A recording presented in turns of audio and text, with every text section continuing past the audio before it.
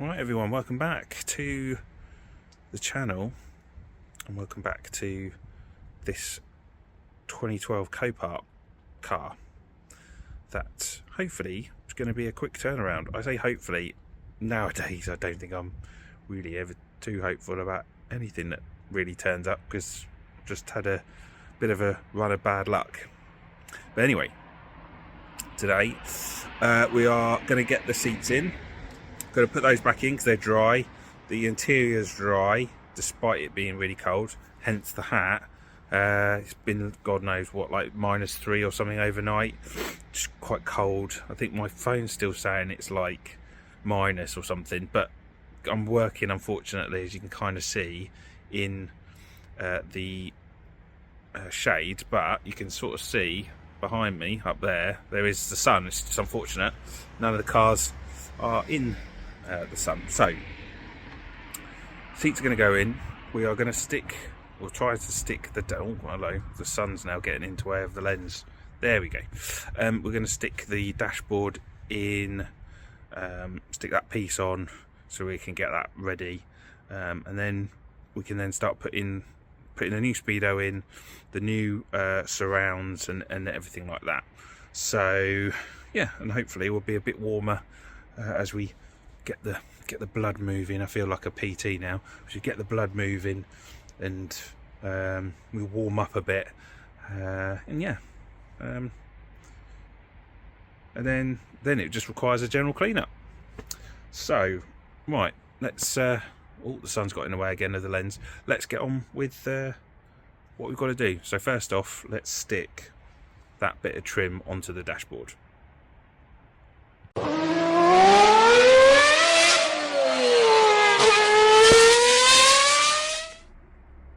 Right, so that's the trim, as you can see, and it fairly much fits into there.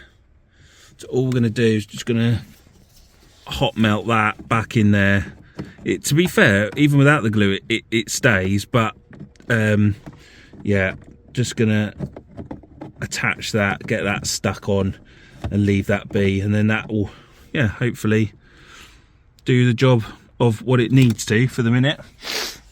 So good job we found that, and that should go off relatively quickly. So I'm just allowing the glue gun to warm up, and then we'll put it on. Right, so that generally stays in place, to be fair, but I have just put the glue over it, hot melt on the in between, on the top and underneath. Yeah, so all we've got to do now, I say all we've got to do, let me just come out. All we've got to do is, I'm going to put the Speedo back in, I'm going to connect that up, then we need to mark up on the top here the hole for the cover, and then that will hopefully just sit and clip in without any issues. That's the plan. It shouldn't be, there shouldn't be any issues at all, to be honest. I mean, obviously we've lost the weakness from it, but there's not a huge amount of strain put on this panel anyway, because once it's all in place and it's all screwed in, then yeah, it's fine. But yeah, it's not, obviously in an ideal world you'd be looking to do a whole dash, but it's a high 105,000 mile car. I'm going to do the cam belt, and yeah, it's not something that I think really needs to be done. So right, so what I'm going to do though is I'm actually going to go and put the seats in now, because just to get them out of the way, because this is all done in here. So yeah, we'll get the seats in. I don't think I need to record that because it's quite simple how they go in, and yeah, we're one step closer. And then I need to find also a Speedo that I'm going to put in there as well. Right, we're a couple of days on, and yeah, we're done now. Fantastic. Two coats, 2 done-overs, two lots of cleanliness. Don't know what you want to call it, but yeah, those 2 seats are now done. So we're going to look to get those in the car today. Okay, so we have put the Speedo in just to test it to make sure that it is working, which it is, and we have an issue. Something that I didn't see, and that is that when I turned this on, the indicator came on, which is fair enough, because I thought I'd knocked it in the process. However, if we look at this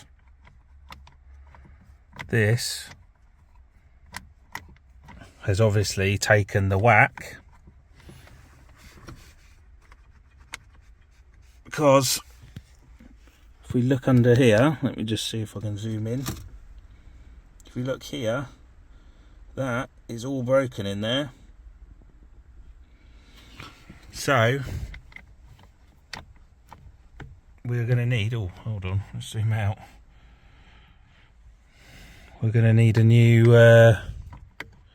just a new whole one of these, aren't we? Don't think there's any way that we can save it at all, other than, yeah, taking a whole one off and putting a whole new one on. That is a shame. That is not what I expected, and I have to say, I've never changed one of these before, which well, I'd imagine it will involve taking all of this off to change this out. So I need to get onto eBay to see if I can pick up a cheap one of these in black. Bugger, really didn't expect that. There you go. There we go. So with the clock spring needing to be replaced, which I'll need to order, yeah, just gonna have to, can't get that all together until that's done, unfortunately. So what have we got left to do? We've got to just sort out that temperature control dial there, and then sort out the clock spring, and then put that all back together. I've resprayed the rear seats, so they're now looking a lot newer, so that is good. The cam belt is to be done and will be done. That is booked in, penciled in for the end of the week. So yeah, still obviously waiting on the V5, so that's going to be a while, which, yeah, isn't a bad thing. So, and then we just need to, yeah, sort out everything else, like look underneath it, make sure that prior to the MOT that everything is good. But yeah, so sorry, we have slightly slowed up, which is a bit of a shame. I was hoping it would be kind of sorted. There's no point me sorting out the everything to do with the instrument cluster and everything like that, to be honest, until we've got all the clock and everything sorted. So yeah, we'll come back when we're ready to go, and to remove the steering wheel. Oh, and also the windscreen man, where he's put the blades back on, they're hitting each other. It's a design fault again. I'd argue it's a design fault with, actually, yeah, it's a design fault because with Fiat, these are just too close. So you always have to, like, either bring that one down or bring that one up, otherwise they end up just clattering together. yeah, and in this case, when I turned the ignition on, the wiper stalk was already set to swipe, so when it went up, it started hitting each other. So gonna need to adjust the wiper to stop those two from hitting each other. So that's a small little job that needs to be done. So yeah, right, we will come back when we're going to do our next job. Right, a new day on the lovely smashed 500. The condensation in here is horrendous. Look at that. But we need to remove the clock spring. So first time I've done this, so fingers crossed this is going to work. I have no idea if it will. We need to remove the steering wheel, the airbag, and then we need to get to there, to the clock spring. So yeah,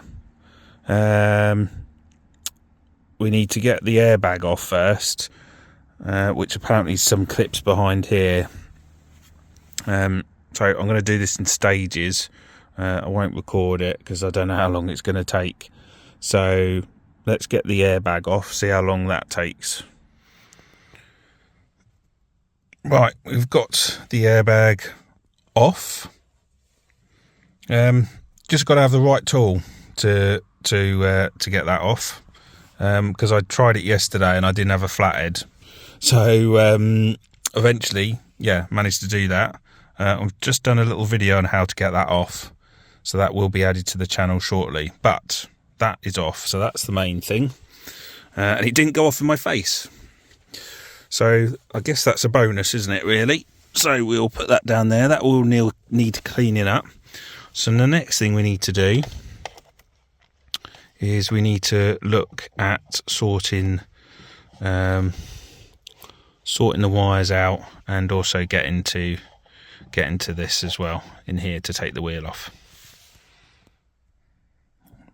So the clock spring, we have one 5mm torque that we just need to get in, which is just underneath there, and it's basically holding a clamp on at the back. So if I undo this,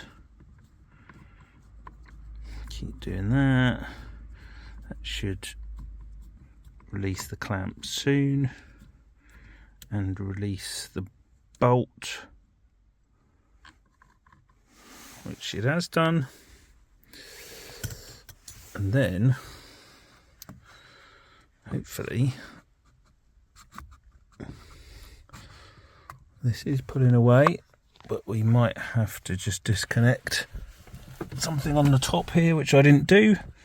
These two clips here, I'll just disconnect these two, and then that should just pull away.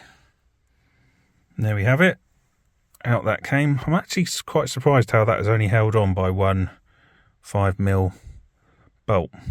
But anyway, that is, as you can see, just leave it on there for the minute. Number one is I actually can't get those to turn, can't get that to turn there. But yeah, that stalk's completely and utterly gone. So we will bear with. We will drop that out. And now we have the new one. We will look to get that one in, and hopefully have this all done very, very soon. So without further ado, let's undo that bolt in there so we can free it up and get it on. And there we have it.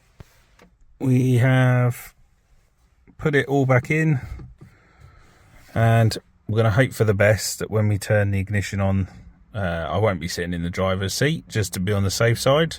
But yeah, we we have it all connected back up. All the wiring is back in there.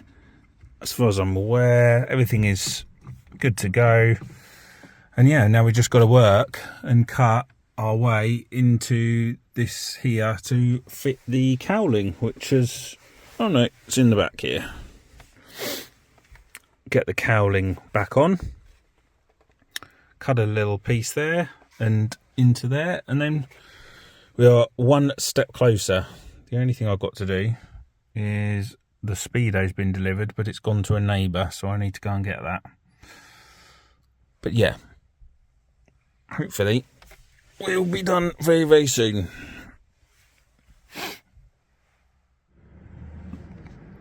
And so we are another step forward. I needed to try the cowling, and obviously with that lit, I've used the multi-tool. As you can see, we've cut into the dash. We've got a bit of overspill. So I've used the multi-tool, used it as that angle to cut a hole in the top of the dash. So if we were to get out,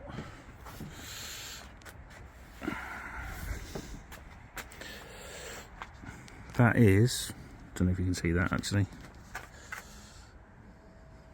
covers that up nicely. So all I've got to do is just clean the crap off the dashboard here.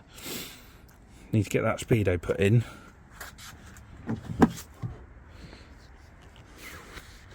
And hey presto, fingers crossed, we're all good to put all of the cowling back on. So that's the top and bottom. So that's the Speedo in, top and bottom as well. And yeah, proxy align it all. Oh, this is going quite well, and I'm just really hoping that my hopes are getting high, and they're high for a reason, and that this isn't going to backfire on me big time. My main concern always with airbags is you connect the battery, turn on the ignition, and it just blows or something stupid like that. I'm really hoping that isn't the case. But yeah, yikes. Right, what we've got to do now? Right, I need to get to my neighbours, I think, to get the Speedo from them. Hopefully they'll answer the door, because they are a bit known to not answer the door, because we want to get this sorted before the light goes. Just doing the proxy alignment on the new Speedo that's going in. It should be alright. Can't see any reason why it shouldn't. It's from a 2013 car.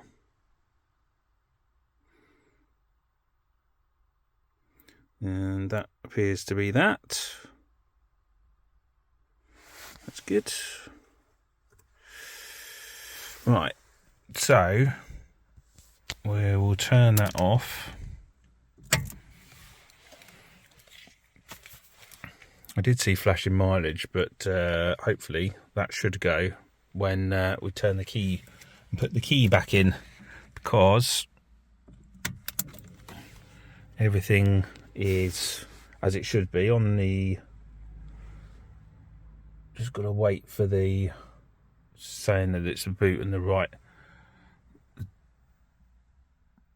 Get those messages out of the way, and then hopefully when they're gone we won't get the flashing mileage.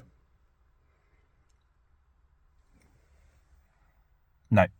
So the only thing I've got to do now is, as you can see, these are bust, so I'm going to remove them from this one and put the black ones on from the destroyed Speedo from the car. So we'll turn that off. So little side note, these two here, Speedos. So this one here, so this one is from the grey 500. So the issue with this one is that the centre display has become quite dim. So during the day, you barely can even see it. The engine management light, that has pretty much stopped working.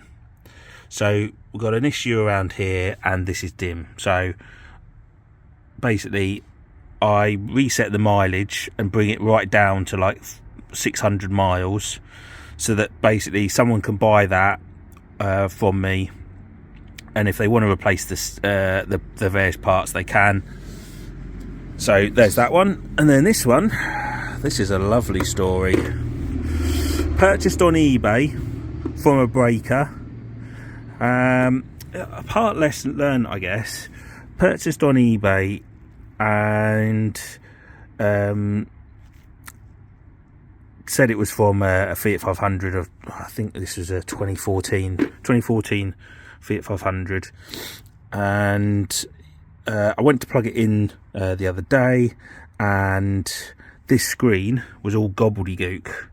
So did a proxy alignment, it went from being a gobbledygook screen to literally nothing showing whatsoever. Contacted the guy, said I'd like to return it, and his response is, you need an auto electrical, this is his words, you need an auto electrical to install the Speedo. When I took it out, it was working perfectly fine. I wrote back and went, well, no, I deal with these all the time. You don't need an auto electrical, it's a proxy alignment, and it is the centre screen. Can I get a refund? He closed the case on me because he said that it's outside of the 31 days. Because I had this since beginning of October, just hadn't needed or put it in, and he closed it. So I'm stuck with 2 Speedos that basically don't work properly. So I'm going to put those up for sale as spares or repairs, so someone can either take them, replace what they need to, and they're good to go, or they can take the various bits from them. So that is my Speedo story for today. So what have we got next to do? The Speedo is aligned in there, I guess, so I can just go and put the bolts back in. It's starting to lose light, so I'm just going to get on, do what I can. Oh no, I can't. I don't know what I'm saying. I've got to swap out the little buttons, haven't I? Right, let's go and do that inside where it's a bit warmer. Okay, it's a new day. We have the new buttons on, the black ones.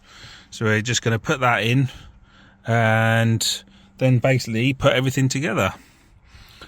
And once that's all back in, so that's all the cowling on and everything, we can then start working on that. So whilst it's quite cold outside, hence why for some reason this car just mists up like it wouldn't believe, I think it just needs heat in here, and it needs the aircon working to just get all the condensation out of here.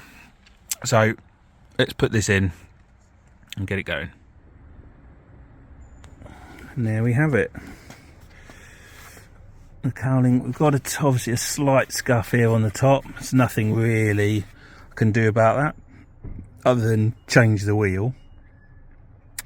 But we have the cowling on, top and bottom, and yeah. So what have we got left to do now?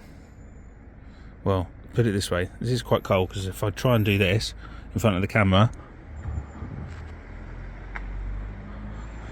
I don't know if you can see that.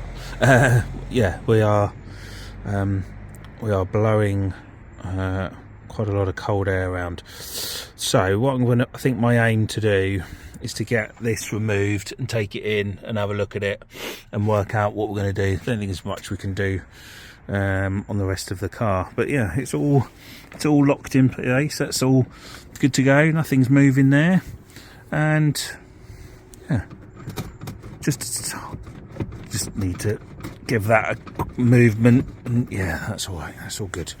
Yeah, right. So to get this off, let's just sit in here for a minute. To get this off, it's a case of having to get basically something flat behind here, and then because it's held on with, basically just it's not screwed in, it's just held in pins. So we'll get a flathead behind that, and then just start pulling, and hopefully we'll get that done. It shouldn't take too long to do. We can have a look at the lights as well, because they have a tendency to fade behind here. In fact,